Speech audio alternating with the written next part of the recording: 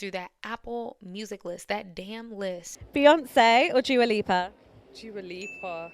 Christina Aguilera or Selena Gomez? Selena Gomez, because of what she's been through. Whitney Houston or Jennifer Lopez? Jennifer Lopez.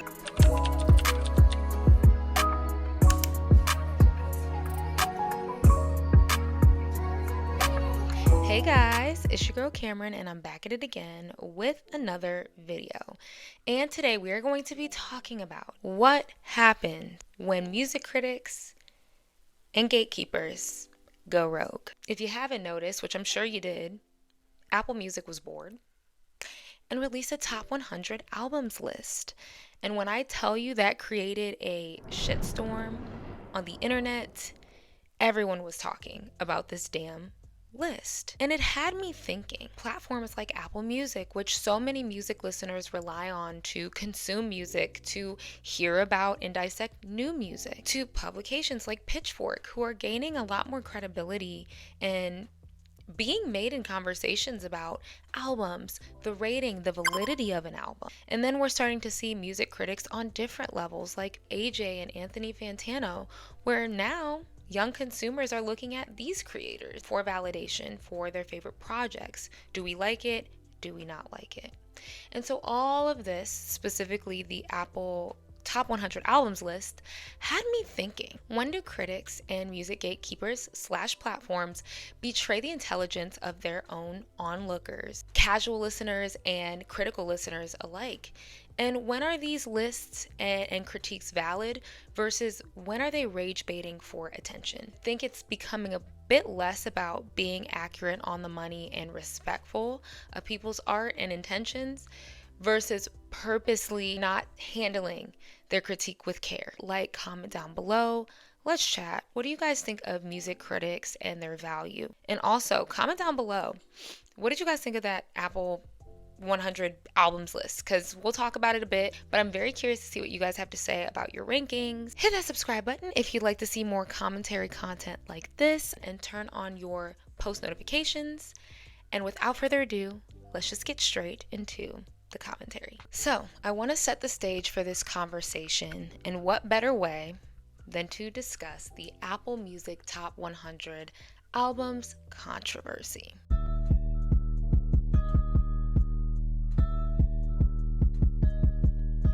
So in May 2024, Apple Music bit by bit released a curated list of 100 best albums.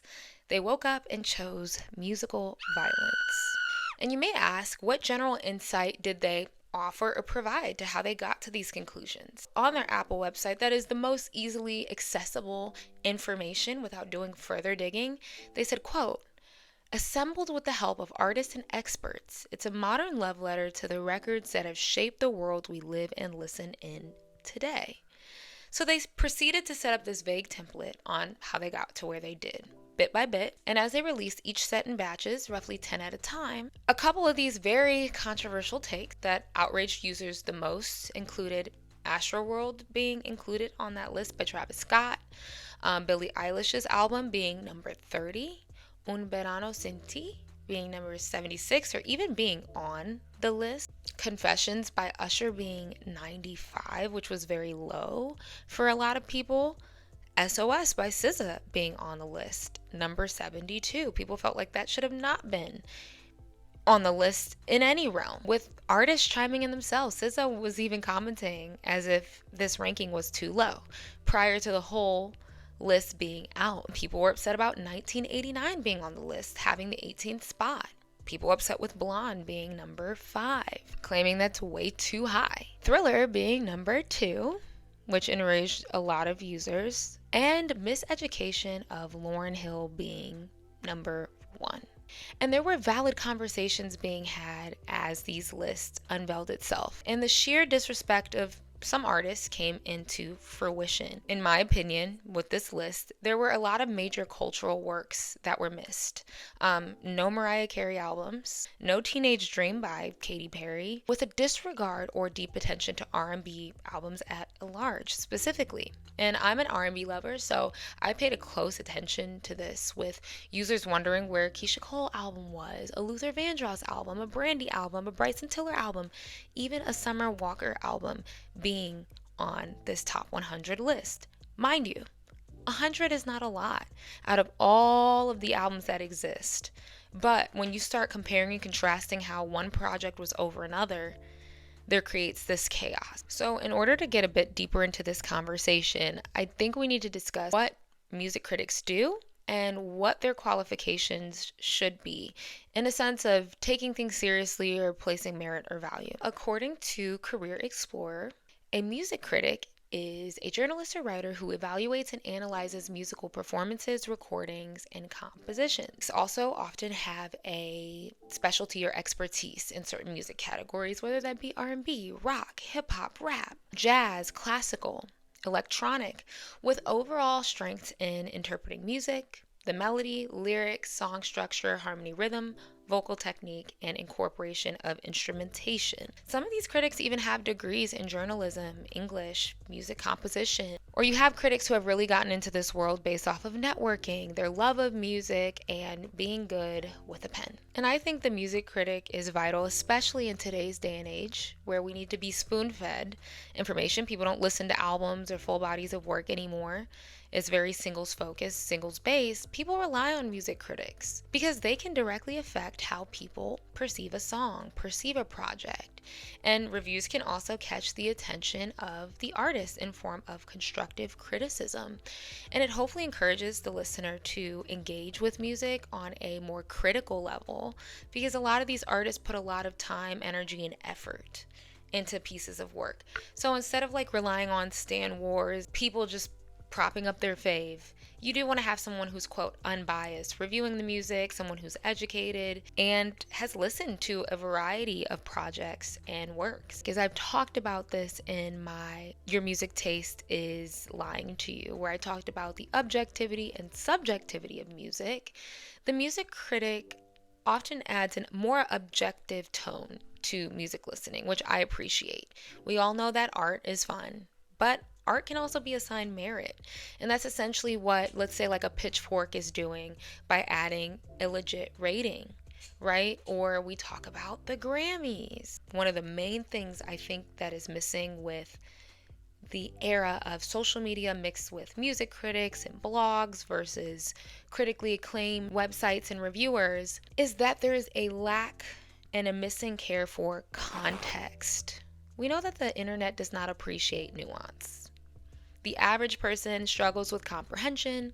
So I do think that a lot of these publications are catering to the rage bait. Who is the artist that we're talking about? What's their artistic signature, their musical contributions, historical significance of their sound and music, as well as the intended purpose of the project. So I think that this aspect of the music critic, adding context, clear context for audiences, has become lost as time has continued, with rage seemingly being at the forefront versus providing onlookers with very clear context, readily available and easy to find, and also not following their own context, which I think we see with this list. Hypocrisy exists, and I do think we have to give a little bit of grace. In that case, you know, you're like, well, how did this work when and this one didn't? I don't know. But you have real people at the hands of these panels voting, and it's always going to change. There's always going to be some sort of bias, some lack of context or care. And even when you offer that information and it still doesn't add up to the conclusion you got to, it really does nothing but put a cheap band-aid on it. People aren't going to be happy. Going back to this 100 albums list that they made, we're not just talking about like a song, okay? We are talking about full bodies of work. Pieces of work that have anywhere from 1 to 20 something songs on. You know, I was thinking with this whole point of context in mind, I had to dig to find deeper context into their criteria for how they got to this 100 conclusion. And I felt like it should have been more transparent and there. Or you can go listen to their 47-minute podcast to really dive into every little bit of how they got to where they got. Position of female power on this record. I think about Partition and how just like Vivid. and like she's so in control. With some research, Apple first provided this extra context here, saying, quote, Apple Music today announced the release of its 100 best albums of all time, a celebratory list of the greatest records ever made, crafted by Apple Music's team of experts. What does that mean? Alongside a select group of artists, including Maren Morris, Pharrell Williams, J Balvin, Charlie XCX, Mark Hoppus, Honey Dijon, that's funny, and Nia Archives, as well as songwriters, producers, and industry professionals. This list is an editorial statement fully independent of streaming numbers on Apple Music. Okay, so there's a bit more context, still kind of vague, but this is what they kind of set the stage with. Now, to get a bit deeper, here we go into providing more context. Ebro, who is a longtime DJ, American radio personality, and broadcaster, and now works for Apple Music as their new global editorial head of hip-hop and R&B. After some of the outrage was pouring in, he said that they looked for these things. Voters of the hashtag 100best on Apple Music were challenged to not vote for our favorites, but albums that presented a cultural moment for the artist or genre. Albums that were complete thoughts, not just collections of hit songs. Fair. That actually offered me context as to why maybe some were left off. Albums that thoroughly represent culture and production and lyrics. Culture, keyword. Albums that inspired a generation to want to create more music. Albums that represent the best in storytelling, musicianship, recording, and production.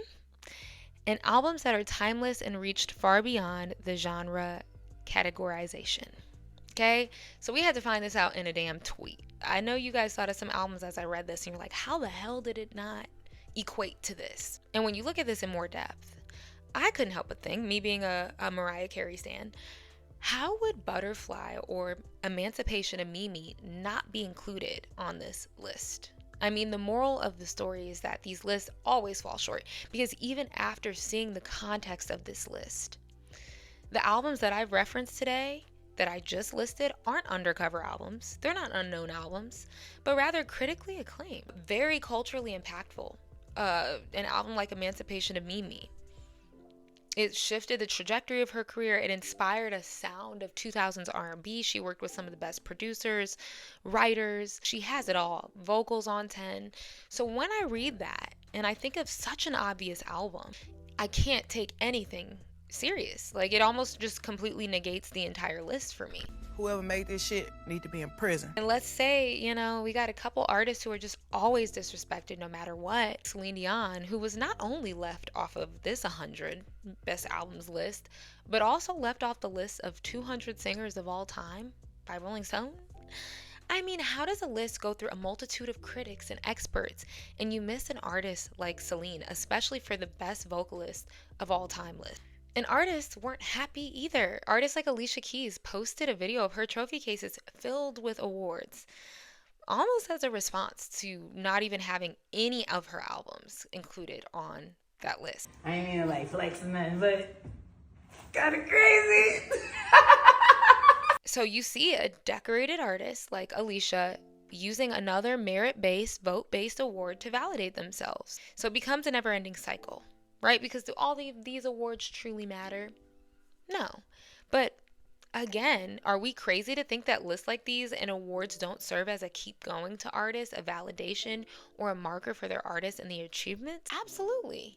They matter to the artists that pay close attention to their craft. Of course you want to be rewarded for that. I think that's a natural human thing. And I think you guys look at art and think, well, it's art. Like, they shouldn't care. It's just about you. No, if you're serious about your craft, you want to be the best, and you want to get recognized for the blood, sweat, tears, everything that you put into that body of work. And I want you guys to use this as a food for thought when we talk about why does this matter?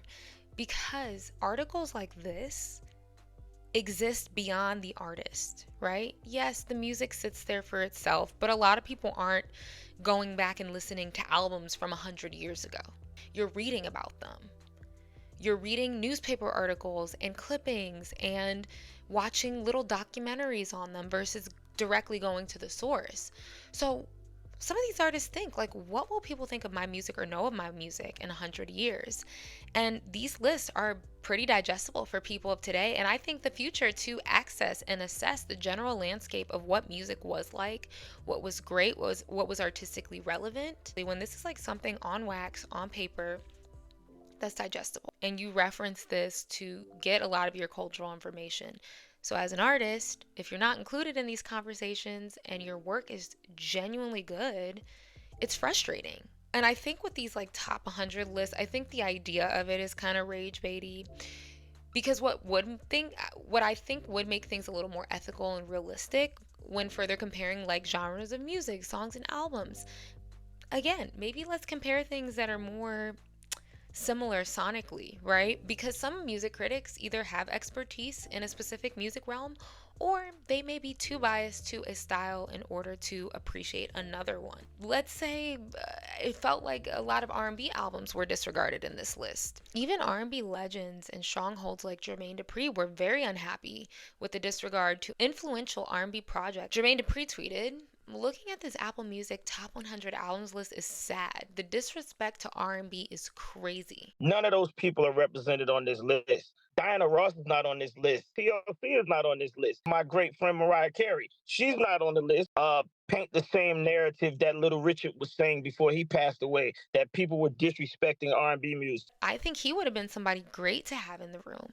But when you have these invisible experts that you speak of, that are so hard to even find or locate, and the various music artists that you selected to be on this panel, do you just keep shuffling projects around until the list seems right? Like, I feel like this needs to go through multiple processes, and if it did, I think that should be clear and explained. Because as a music lover myself, I don't always look at these lists or take them super lightly. I think it's fun to analyze and be critical, but we can't really do that if you guys are being unserious yourselves. So yes, there's something to be said about this criteria where they said don't pick your favorite. But I'm sorry, some of these kind of felt like people were picking their favorite albums, or they have recency bias. Like, this album came out not that long ago, let's just throw it in the pile. Another thing, these lists kind of fall short because they're often American or English leaning. And then when they do add like a Latin album, it's either probably from a popular artist like Bad Bunny. I like Bad Bunny. Un Verano Sin Ti was a good album.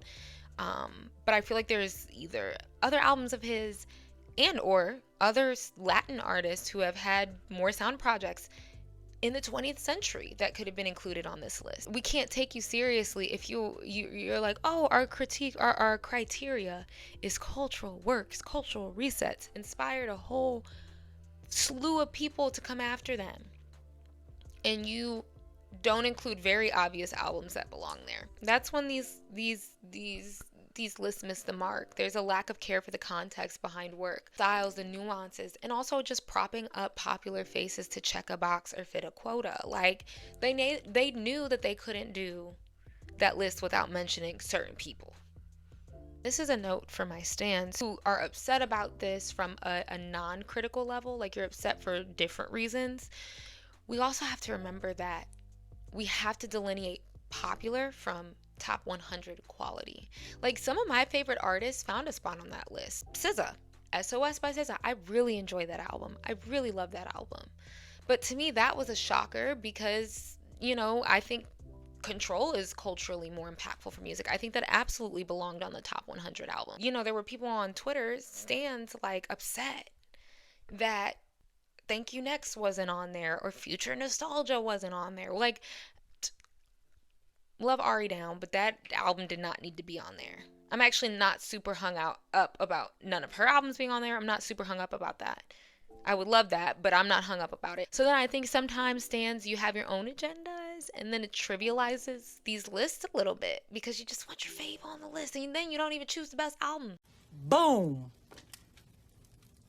You don't even choose the best album. You just choose the one that you like or you think streamed the best. So in conclusion, music critics and publications, I think, are important. It makes the casual listener think more profoundly or deep about a piece of work. But I think the onlineification of absolutely everything, even professional critics, have started to care less and less about the accuracy and cultural significance slash technicality, but more about the rage baiting, including names because they should or they have to, right? Or excluding names to prove a point, or just completely being unthoughtful. They do have the power to delegitimize themselves by leaving off just a couple of names or projects. And it seems like they do. They do all of that these days to help further facilitate musical outrage. And I don't think it's in the most productive way. So comment down below, what do you guys think of music critics in general? And also, what do you guys think about the Apple 100 albums list? I would love to chat with you guys. And hit that subscribe button to see more videos like this. And to not miss a post, hit that notification button. And I will see you guys in my next one.